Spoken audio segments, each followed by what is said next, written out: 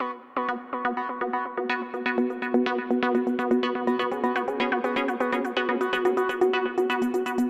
I'm with Michelle Opaski. She's a mammographer with the Screen for Life coach, and she's here today to talk to me about what she does here and the importance of the service that they provide in Schreiber. So Michelle, welcome to Schreiber. Thank you. It's a beautiful town. So tell me about what exactly you do here with the Screen for Life coach. You're a mammographer. What would that be for most people who might not know? That's great. It's a good question. A mammographer is somebody that is specialized in taking mammograms. First, I became a registered medical radiation technologist, with schooling, and then I specialized in mammography.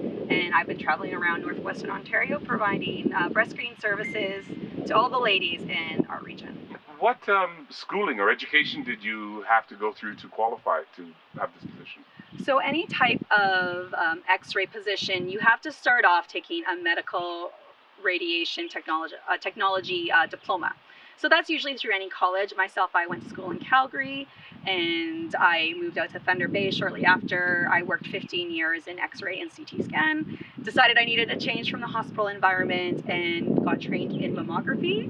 So you have to get specially trained to be a mammographer, and then I was lucky enough to get this position to be a part of this amazing team bringing these services across northwestern Ontario.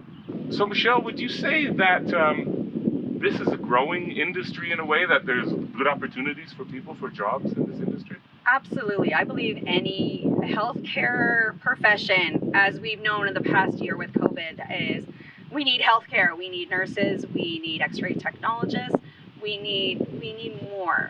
So this is a growing industry, as we've known, and it's extremely important. And it is a rewarding job. I enjoy it thoroughly with my patient care, and now being able to travel around northwestern Ontario when we have such travel restrictions it's been almost therapeutic for myself. The service also is for males and females, but for different services. It's a pretty phenomenal program that we have. We provide cancer screenings for colorectal cancer screenings, breast cancer screenings, and cervical cancer screenings. Because of the restrictions, we're not actually allowed to come into the bus, which is fine. But I've seen some of the photos. I have to say, I'm very impressed by the setup and how it looks. I mean, it's like a lab on wheels, really. It is phenomenal, and with COVID, we've taken extra precautions so everybody feels comfortable coming aboard. We only have one lady in at a time. We've increased our appointment times just to make everybody at ease. We wear full PPE with every lady as well, so we make sure it's a comfortable and welcoming environment for everybody. If a patient were to come in and see you, what are the steps that you would follow? So first of all, ladies can always drop in and see us, or we always will have you call and book your appointment. But we will take drop-ins if we have the time, for sure. So once a patient comes on board, we make sure that they're the only ones there. When they come on, we have to do COVID screening questions, and then we go over a basic clinical history with them. We want to make sure we know all the risk factors of developing breast cancer. Once we do that, we will have them change, and then we will have them come back into the mammography unit, where it is the back of our bus, and it is a very private and quiet environment. There we will discuss any concerns our ladies have with any type of history or any current medical issues that they have with their breasts. And then we will conduct the 4 images at least. Those images that I will take them back to Thunder Bay. They will be reviewed by a radiologist, who will then write a report. So the great thing is that the program is self-referred. You do not need a doctor's rec if you're between the ages of 50 and 74, which is fabulous because everybody's kind of avoiding the doctor. It's a harder time to get into the doctor. And then the radiologist will write a report. The ladies get the letter in the mail with the results, which is fantastic. So they'll know within the month their results.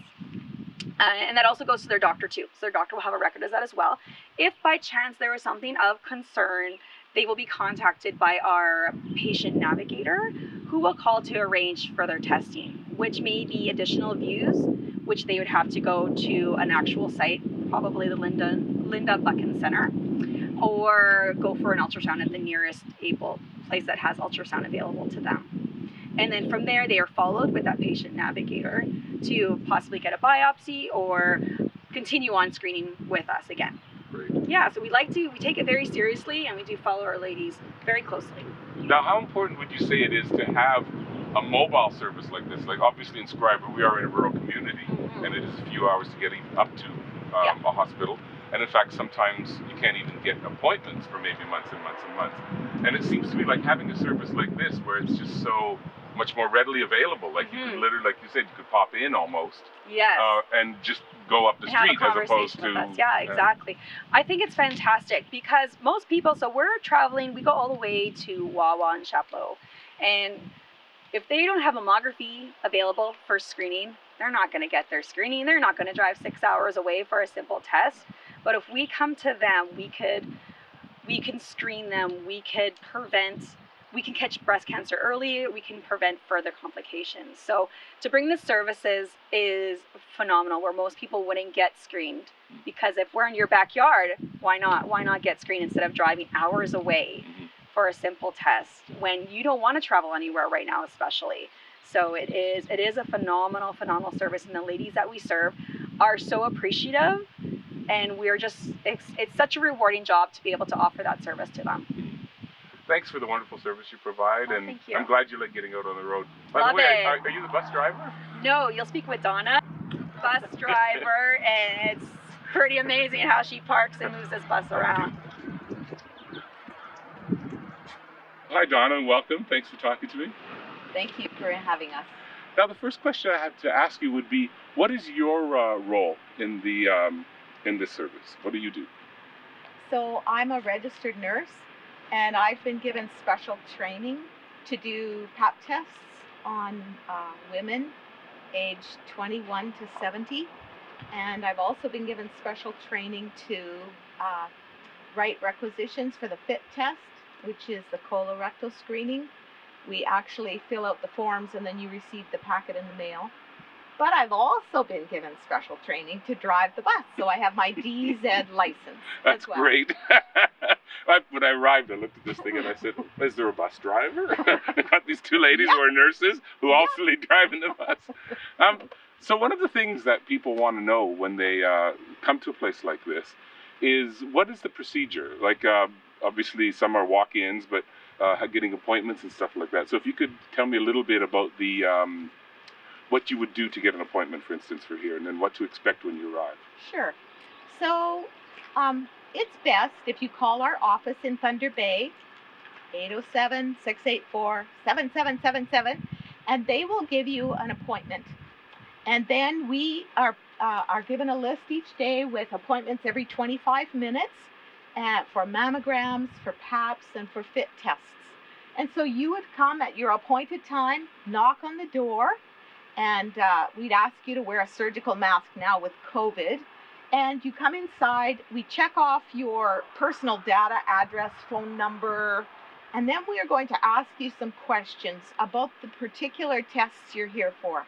History in your family of breast cancer, history in your family of colorectal cancer, or your past history, health history with regards to a PAP.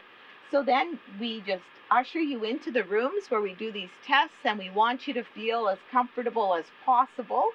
And we're always happy if you surprise us, you come for a mammogram and end up needing one of the other tests. We're always happy to do those as well. So Donna, who actually administers this service? So Cancer Care Ontario oversees the guidelines for this service, and they are responsible for the funding, but it is the prevention and screening clinical services of the Thunder Bay Regional Health Sciences Center that actually administers the program. So booking all of the locations, the timing, the staff, the supplies, the advanced advertising, interfacing with our First Nations communities. A lot of effort has been put into that, visiting them, offering them opportunities for the coach to travel to those sites as well. And then if they accept or they invite us, then of course we go and travel. So we travel from Rainy River, Manitoba border, to Chapleau, east of Wawa. We go north to Red Lake, where some of the northern communities, the fly-in communities, will come down and have testing. And then we go as far south as the U.S. border. So we're along the lake, Lakeshore here and to Rainy River. That's Fort a large Frances in the area. south. It is. A large area to cover. It is. It You must is. be on the road a lot then. So we're on the road from April till November, and that's when we drive. Us girls drive. In the wintertime, we're in Thunder Bay, and we have two very capable men, Helgi and Brad, who do all the driving in the city. Must say I'm grateful for them. Someone had asked me how often the coach comes into, like, let's say, well, we're talking about Schreiber, for instance. Is it just once a year or a couple times a year? Often communities, because the coach needs to go back through Thunder Bay, the coach will often go out and come back and go through again. So many communities, we're there twice, sometimes just 2-3 days, maybe a week, twice. Some communities are very small. We only go there once every 2 years. So it really depends on where you live and how remote, how far away from the center of the universe, Thunder Bay, how far you are away from them. Yeah. Now, the service itself is geared mostly towards people who are of a certain age. You could maybe mention what that age would be, but I guess it's because of the types of service you provide, though the people in that age group would be more susceptible to those types of disease, obviously. Right. So we begin, for the general population, we begin screening for breast cancer at 50. Now, if in your family there's a history of breast cancer before that, or you notice something yourself, you go to the doctor before you're 50. But screening begins at 50 and goes, we will send you reminders until you're 74. For mammograms, we encourage you after the age of 74 to continue to have screening, but after that time, you need to go to your doctor and have them write out a requisition. For colorectal cancer, it's men and women from 50 years old to 74. So they qualify if there's no history of colon cancer in their immediate family, parents, siblings, children, no history of a chronic disease like colitis or Crohn's. So you can come and we write out the requisition and it'll come to your home. So that's 50 to 74. Pap tests are for women aged 21 to 70 if you're sexually active. If you've ever been sexually active, we start at 21. Soon those guidelines will likely increase to 25 up to the age of 70. Why the change in the guidelines? What we've discovered with cervical cancer is that our immune systems have amazing powers to heal themselves. It used to be that PAPs were once a year and we would see something abnormal and get in there and solve it and have all kinds of procedures and procedures. What we've learned is that people who had maybe those same changes in their cervix, but they just waited for 3 years, they resolved on their own because our own body clears some of those issues. Yeah, heals itself. So we are moving that age that we're going to start PAPs to 25 if you've ever been sexually active. So how important is it to have regular tests and screenings for the different types of cancer that you do? So what we've discovered is that if cancer is discovered early, it has a high curable rate. Colorectal cancer is 90% curable if it's found early. So if you just do a little poop test and they find bleeding, they go in, do a colonoscopy, remove the polyps that may be troubling, that causing the bleeding, you're good. The same is true for Pap tests as well. There are procedures that we can do to remove those cells that are changing that could lead to cancer. Early detection is really the key.